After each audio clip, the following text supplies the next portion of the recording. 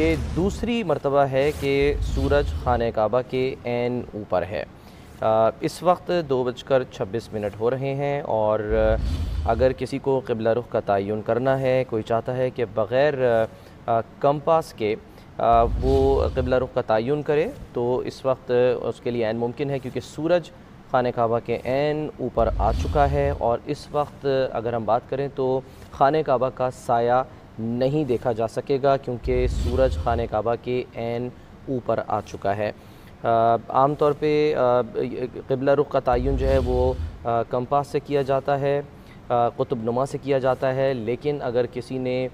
قدرتی طور پہ اس وقت قبلہ رخ کا تعین کرنا ہے، درست کرنا ہے اپنے قبلے کو، تو یہ بہترین موقع ہے، کیونکہ آپ اس وقت سورج کو دیکھیں اور سورج کو دیکھ کر آپ قبلہ رخ کا تعین کر سکتے ہیں۔ وجہ یہ ہے کہ سورج اس وقت خانہ کعبہ کے عین اوپر ہے، اور اس وقت خانہ کعبہ کا